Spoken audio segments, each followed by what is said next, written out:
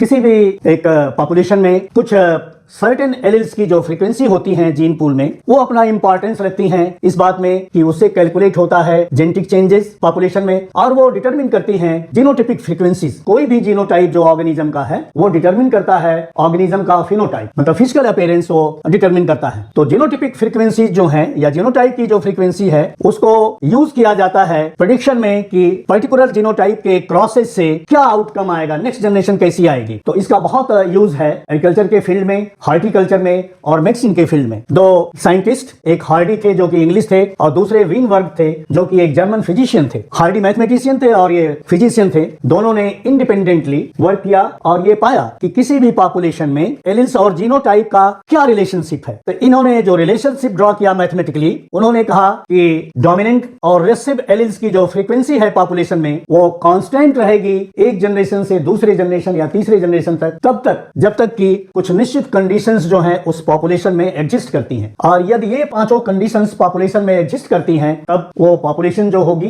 Hardy Weinberg equilibrium को follow करेगी। उस पॉपुलेशन में कोई म्यूटेशन न होता हो, कोई जीन का ट्रांसफर न होता हो दूसरे पॉपुलेशन से या दूसरी जगह से, या उससे कोई निकल के बाहर न जाता हो, मतलब इमिग्रेशन न होता हो, रैंडम मेटिंग होती हो, पॉपुलेशन की साइज बहुत लार्ज होती हो और कोई सिलेक्शन उस पॉपुलेशन में न होता। यदि ये पांचों कंडीशंस एग्जिस्ट करती हैं किसी पॉपुलेशन में तो वो पॉपुलेशन जो है फॉलो करेगी हार्डी वीनबर्ग इक्विलिब्रियम को। इक्विलिब्रियम उस चीज को कहते हैं जिसमें दो अपोजिट फोर्सेस के बीच में सामंजस्य बनाया जाता है। तो इसमें क्या है, एक डोमिनेंट एलील है और एक रिसेसिव है। दोनों के बीच में सामंजस्य कब तक रहेगा, जब तक ये पांचों कंडीशंस जो हैं होती रहेंगी, उस पॉपुलेशन में रहेंगी। इन पांचों फैक्टर्स या कंडीशन से कोई भी डेविएशन, कोई भी अल्टरेशन उस पॉपुलेशन में चेंज लाएगा और वो इवोल्यूशनरी चेंज होगा।